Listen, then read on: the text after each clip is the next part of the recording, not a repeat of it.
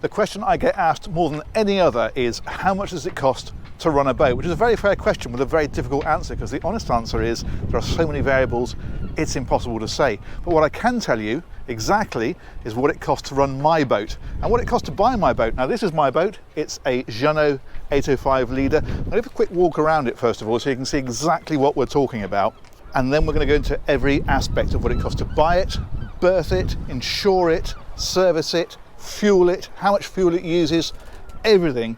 You're going to find out through this whole video precisely what running a boat like this costs. So this is an 8-meter sports cruiser. It's a great family boat, and it's a very good first boat or a very good step up. This is actually my second boat. I started off with a 22-foot cuddy cabin boat and then moved on up to this one. We've got seating out here for about 8 people. We've been out on this boat with 7 or 8 people, no problem at all, and it sleeps 4. So if we go in past here, this is the helm. There is a full tour of this on my channel, so I won't do too in depth, but I do want you to see what we're talking about, because obviously it's pretty relevant to what we're discussing. So inside here there's this nice dinette area. This will actually make into a double bed, so that's one of the 2 double berths on here. There's a galley over on this side, which is a boat name for a kitchen. There's a fridge in underneath here, a 2-burner hob. Some people have a microwave built into here as well. And on this side there's a wardrobe. There's a separate loo, and there's a shower that pulls out from here. And then behind me there is the cabin. It's a bit full of gear at the minute because we're not sleeping on the boat because we're not allowed to, but that's a double bed in there, and so we can sleep in there very comfortably, and do. So that is the boat. Let's take a walk around the outside, and then we'll get down to the thorny question of costs. And we're also going to ask the question, do boats really cost 10% of their value to run, which is a figure that gets quoted many, many times. So right here on the outside, as I say, this is all seating around here. We can get 6 people around here. We can get somebody here, so 8 people max. 6 people is very comfortable. And then we can walk around the deck. This can be used for sunbathing. We put cushions up on here. It's a nice place when the boat's at anchor. And if we walk right round to the front, there it is. That's my boat. Now this is a 2006 example. In fact, they built the 805 from I think about 2002 through to 2007. So this is a fairly late one.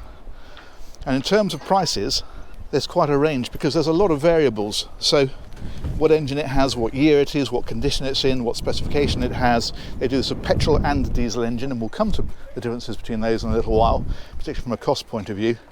But as a guide, you are looking at, cheapest I've seen these is around £30,000 for an old one with a petrol engine. Very latest ones in good condition, maybe up towards £50,000.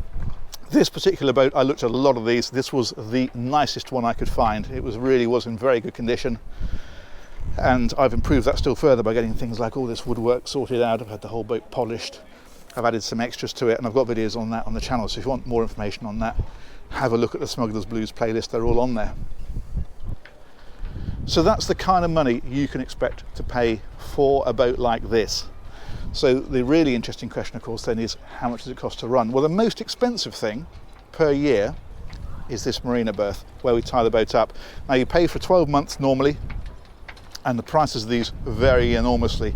This is a council-run marina, and that berth for 12 months is just a tiny bit over £2,000. But there's a lot more to it than that, because if I take a walk along here,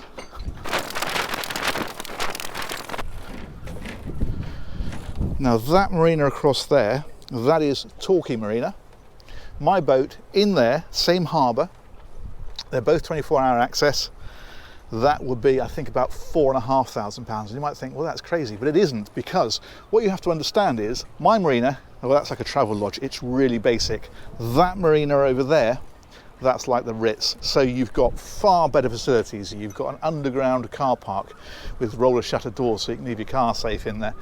Really nice toilets. There's a laundrette. The berths are much bigger, and the whole thing is just a load better, and you really do get what you pay for. For me, because I live locally and I'm down here a lot, this is fine. If I was living further away, I'd want to be in Torquay Marina, because the facilities are better when you come down, and just everything about it is a bigger, nicer and better. So it is a strong case of you get what you pay for, and in fact then you've got to factor in location. So for example, Sultan's Marina up in Poole, it's probably one of the most desirable marinas in the country because of its location, and for my boat in there you'd be looking at probably £8,000. So you can see the differences, and you can see why it's so difficult. And people say, well, how much does it cost to run a boat? Well, that depends. So that's berthing. There are other alternatives as well. For example, there are dry stacks where the boat is lifted out of the water when you finish with it, and it's stored in a rack, and then you just call up when you're coming down and they'll relaunch it for you.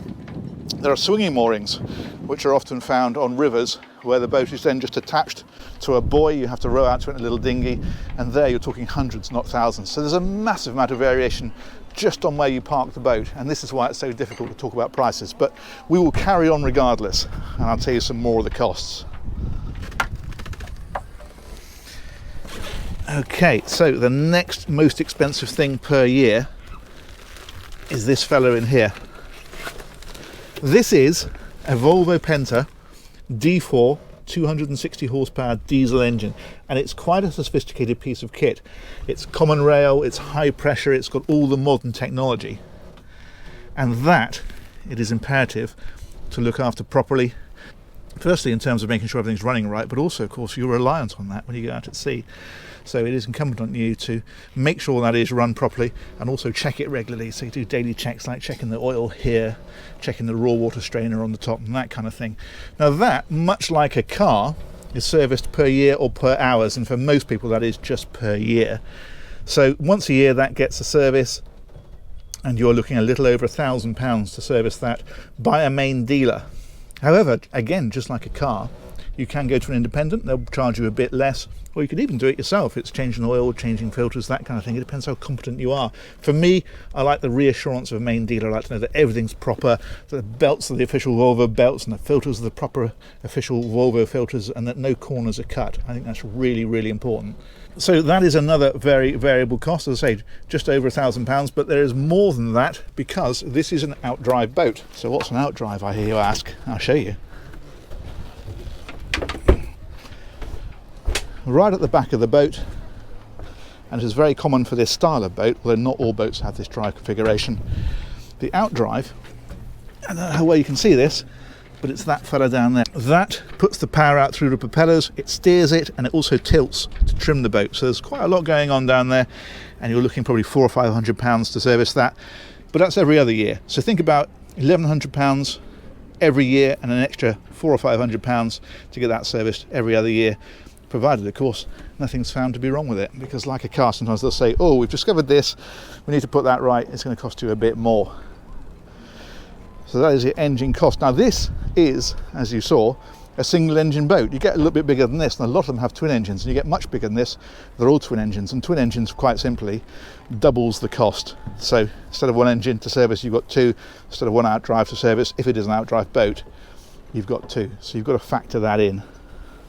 Okay, so what else do we have to fling money vigorously at every year? Well, another job we have to do each year is anti-foul the boat. Now, if we have a look on the outside, you can see, hopefully, just about, that there's blue paint just underneath the waterline, and that is anti-fouling paint, and what that does is it stops weed growing on the bottom of the boat. You can see the boat next to me has just been done, because look how fresh and clean that is. And if you compare that with, for example, well, the marina berth itself, look at the weed that's growing around here. And you'll see that everywhere where there's no anti-fouling. So for example, let's look at this one over here. All this weed down here, that is what the bottom of your boat will look like if you don't anti-foul it. Does that matter? Yes, because it's a massive amount of drag. And you might think, well, there's not an awful lot of it, but you've got to bear in mind that water is 800 times denser than air. And if you put your hand in the water as you go along, at even 10 knots, you can feel a massive pressure against it. So it needs anti-fouling every year, otherwise at best you'll use a load more fuel, and at worst you'll put a huge amount of strain on your engine and eventually damage it, or the boat just simply won't perform properly. Now, to anti-foul it, of course, the boat's got to come out of the water. And the costs for that are For my boat, to lift it and block it up to be painted, it's £165. It wants pressure washing when it comes out, because of course it's pretty green by the end of the year. That's another £60. Relaunch, you're into another £165. So you're into about £400 to do that. However, when I have the boat out, I bring it out in October and I then leave it out for a few months, because I think it's better for the boat. It's quite exposed in this marina. And again, we're back into the differences between this marina and Torquay Marina. Here, pretty much you're on your own. Come down and check your boat whenever you want to, that's fine. In Torquay Marina, they've got people, when the weather's stormy, who literally just patrol the pontoons and check every boat, check the canopies, check the ropes, check no damage is being done. And that's back to what I was saying earlier about you get what you pay for. It's a completely different level of service. It should be. It's a completely different price.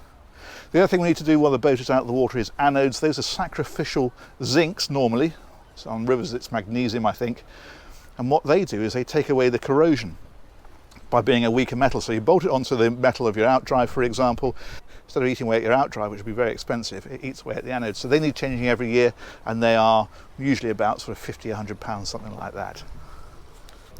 So what else do we need to cough up for every year? Well, there's insurance, of course, and for my boat, that's about £400 a year. Another thing I pay is something called Sea Start, which is a bit like the AA for boats. And bearing in mind this is a single engine boat, if the engine stops while out at sea, then you've got a bit of a problem. But Sea Start is a 24-hour service. You can call them up and they'll send somebody out to either fix your boat or tow you in. That's about, I think, £150 a year, and very worthwhile. And those are all your main annual costs. So the other thing that we need to talk about is fuel, and I've written some numbers down for that. So let's head inside and I'll run you through what the fuel costs are for a boat like this. Now, it has just occurred to me I didn't mention what the antifouling costs. Well, if you do it yourself, you're looking at about, probably for this size boat, maybe £150 worth of paint. It's not cheap, and it does want doing every year. And they're probably going to charge you a couple of £100, something like that, to come and paint it for you. There are a couple of alternatives. One is copper coat, for example, which is a special hull treatment that lasts, I think, for about 8 to 10 years, something like that. So that's an alternative. It means you don't have to antifoul the boat every year, but I do recommend you lift the boat out anyway once a year and give it a clean underneath, so you've still got those costs regardless. Anyway, let's go and talk about fuel costs. Okay, this is what I need. And I'll run you through some figures. Now, fuel is an interesting one, because the way the boat works, as it slips through the water, it doesn't take a lot of effort until you hit a hull displacement speed. Now, a hull displacement speed on this size boat is about probably 5 or 6 knots, and then it won't go any faster until you start to overcome physics by forcing the boat through the water harder, and eventually, on this type of boat, up onto the plane and skim across the top. And to put some numbers on that, so at 4 knots, this boat is using 1.3 litres per hour. And what's really relevant is the distance it goes per litre. So I get then 3.2 miles for every litre. Now, if I push it up to 6 knots, I go from 1.3 litres an hour to 3 litres an hour. So the fuel pretty much doubles, but the speed, of course, has only gone up by 50%. So now I'm down to 1.9 miles per litre instead of 3.2 miles. Push it up to 10 knots, so that's sort of doubling it again, and suddenly you're up to 20 litres an hour. That's a load more fuel. And now we're up to 0.5 miles for each litre, and that's because the boat's not quite upplaning, it's sort of pushing through like that. What you need to do really is get the speed a bit higher, get the stern out of the water as well, and the boat is then skimming, and then we're into slightly better figures again. So,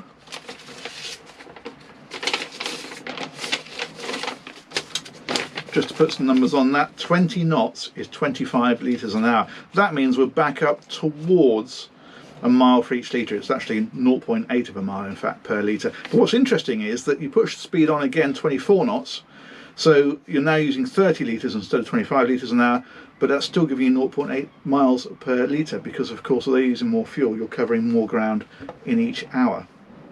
And then finally, just for completion, flat out 31 knots, that's about 50 litres an hour, and we're back down to 0.6 miles per litre. So basically 20 to 24 knots, you are getting about 0.8 miles per litre. So a fast cruising speed for this boat is 20 to 25 knots really, and as I say, that's covering about 0.8 of a mile for every litre that you're using. But that's why when I'm talking about these boats and I say, well, it's got a range of about, say, 300 miles, but it'll do much more if you go low speed. Well, that is because, as I say, if you drop the speed right back, instead of doing 0.8 miles, suddenly you're doing 3 miles. So you've more than tripled the range at very low speeds. So on the big boats, it is exactly the same principle, albeit, of course, you're talking about much bigger numbers. Now, mentioning big boats, it's worth saying that all these figures are not necessarily linear. So if you take my boat at about 26 foot long, if you then go to a 52 foot boat and say, okay, well, the marina berth therefore is twice as long, does it cost twice as much? No, it's more than twice as much, because you're not just taking up twice as much length. A longer boat will be wider, so the actual area it takes up is more. So these are not necessarily, a 25 boat is this, a 50 foot boat is twice as much, and a 100 foot boat is twice as much as that. It doesn't work that way. And also with engines, of course, now the engine service costs what it costs on this boat. That doesn't change because of the length of the boat, but a bigger boat will have a bigger engine and that'll cost more to service. So the figures are going up and up as the boats get bigger by quite a large proportion. Now, having given you all those figures, it's very easy to then say, okay, well, you do this many hours a year and you cruise normally at 25 knots and work out how much therefore it's going to cost to run. But it doesn't work that way, because a lot of the time when you're running, you're at low speed or even not moving at all. So you start the boat up in the marina, it's ticking over, it's using hardly any fuel, you're motoring out, it's using hardly any fuel. Then you get out to sea and you're going fast. That's when your fuel consumption is higher, but then you'll maybe get to a river or a bay and you'll drop the speed back down.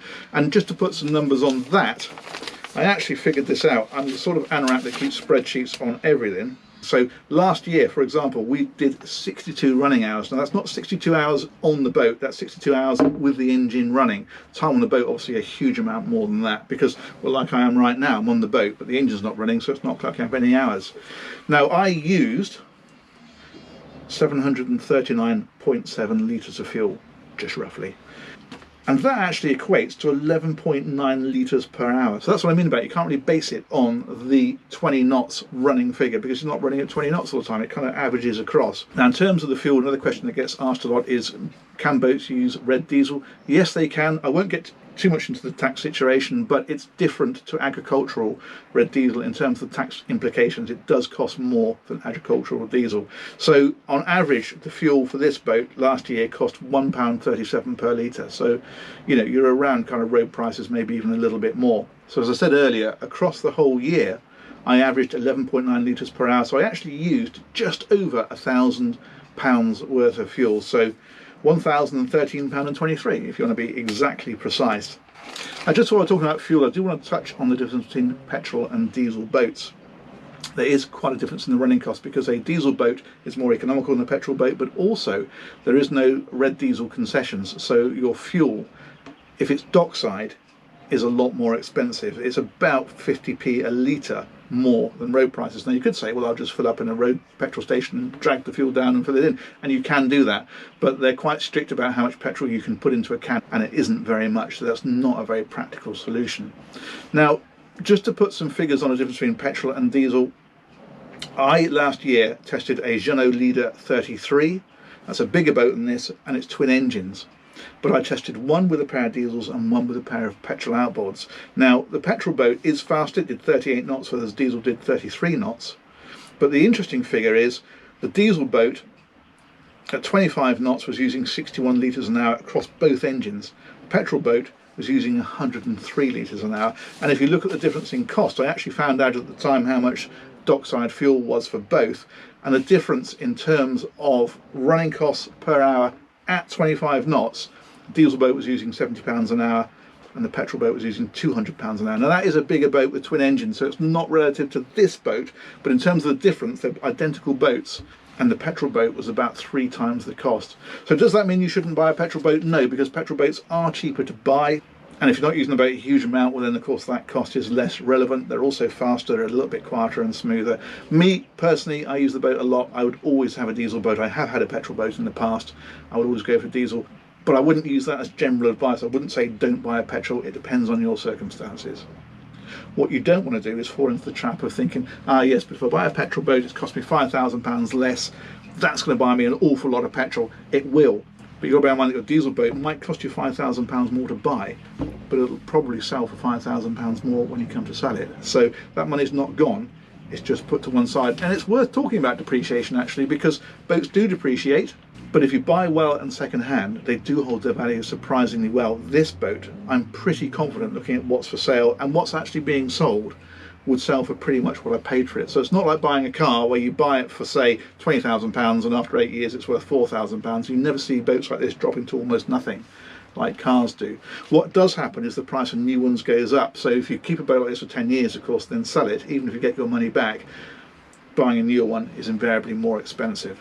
And to save you adding everything up, if you take just the annual cost, it is near as damn it £5,000 a year. You add that £1,000 on for the fuel, it's about £6,000 a year. So you can say for me to run this boat here, the way that I run it and the way that I service it, you're looking at about £500 a month for everything: fuel, berth, insurance, winterizing, everything. But you might berth somewhere more expensive, you might get your engine servicing done cheaper. There's a lot of variables, so that figure can go up and down quite a bit. Now let's move on to this 10% theory. So we've got a price for this boat to run it for a year for me of £6,000. What would this boat cost brand new? Brand new one of these, somewhere between £150,000 and £200,000, depending on the specification, the make and all those sorts of things. So call it £175,000. 10% of that, £17,500. So clearly that figure doesn't work out. If you look at bigger boats, if you look at something like a Princess 55, for example, that's over £1 million. And you've got to put VAT on it if it's in this country. You've got to spec it all up.